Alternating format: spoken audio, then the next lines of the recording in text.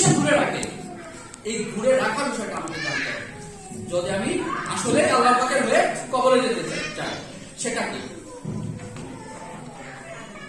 সেটা হচ্ছে এই যে বললাম যে প্রিয়নবীর বিপরীত কি, কালেমা শরীফের বিপরীত, খেলাফতে ইনসানিয়াতের বিপরীত কি, সাহাবা একরামের বিপরীত কি, এই বিপরীত বিষয়গুলো অর্থাৎ কালেমার বিপরীত বিষয়গুলো আমরা চিনতে পারি, বুঝতে পারি কি বিষয় আমাকে কালেমা শরীফ থেকে দূরে রাখে, কি বিষয় আমাকে খেলাফতে ইনসানিয়াত থেকে দূরে রাখে, কি বিষয় আমাকে প্রিয়নবীর প্রেম থেকে দূরে রাখে।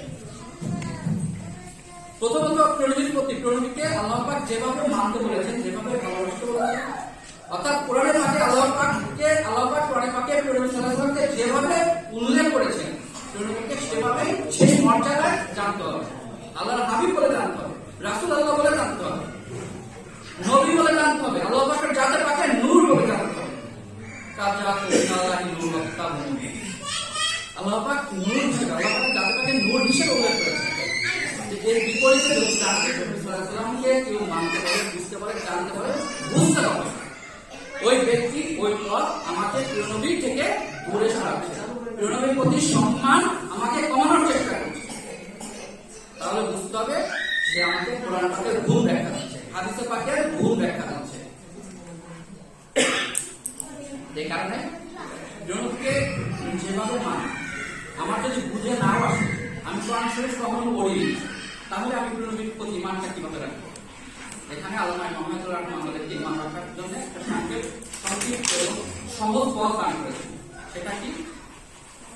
আমি তো কোরআন পাঠ পড়িনি, হয়তো কোনো বিজ্ঞ আলেমের সান্নিধ্যেও যায়নি, হাদিস পাঠও যায়নি, উনি একটা এসে বলতেছেন, উনি আর একটা এসে বলতেছেন, আমি তো বিভ্রান্ত হতে পারি, আমার ইমানকে আমি রক্ষা করতে হবে।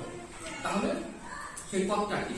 হে আল্লাহ, তুমি প্রাণাধিক প্রেরণী সাল্লাল্লাহু আলাইহি ওয়াসাল্লামকে যে মর্যাদা দিয়ে যেভাবে সৃষ্টি করেছো, আমি সেভাবেই হব। এতটুকু যদি আমি রক্ষা করতে পারি, আমার ঈমান চলে যাবে না, আমাকে কেউ বিভ্রান্ত করতে পারবে না। কিন্তু কারো কথা শুনে যদি প্রাণাধিক প্রেরণী সাল্লাল্লাহু আলাইহি ওয়াসাল্লামের প্রতি আমার সামান্যতম অস্পর্ধা চলে আসে, সামান্যতম দূরত্ব চলে আসে, আমার ঈমান চলে যাবে। এ কারণে কেউ এসেই কেউ কোনো কিছু বললে আমাকে সতর্ক থাকতে হবে, আমাকে যাচাই বাছাই করতে হবে। সে আমাকে প্রেরণী থেকে দূরে নিতে চেষ্টা করতেছে না প্রেরণী আপন করার চেষ্টা করতেছে, আমাকে ইমানদার করার চেষ্টা করতেছে না আমাকে কুফরি পথে নেওয়ার চেষ্টা করতেছে।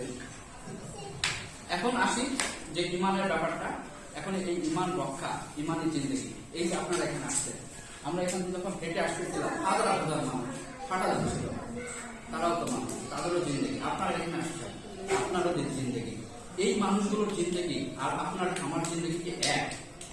কখনোই এক না, কখনোই এক না।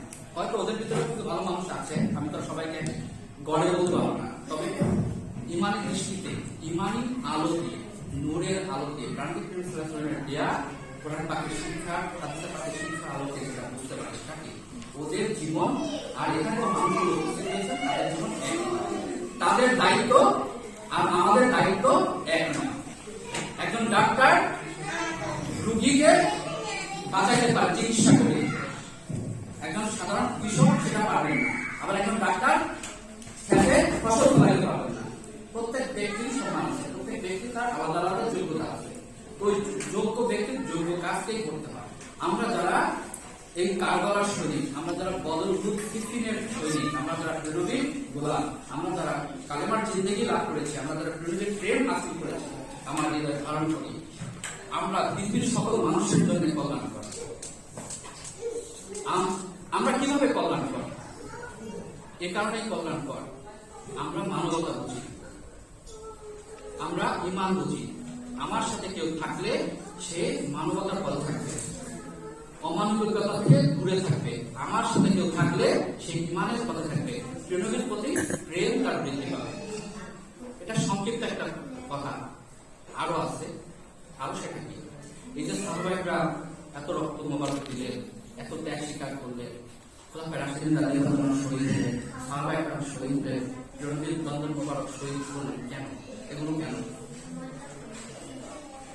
উনি আসতেন, কোরআন পাক আসছে, কালেমার দাওয়াত দিয়েছেন, শেষ হয়ে যেতে পারত না? পৃথিবীর মানুষ তারা অসহায় রইল, তারা বন্দী রইল, তাহলে প্রেরণের শুভ আগমনের কোন কাজ থাকে, আর কোন সার্থকতা থাকে?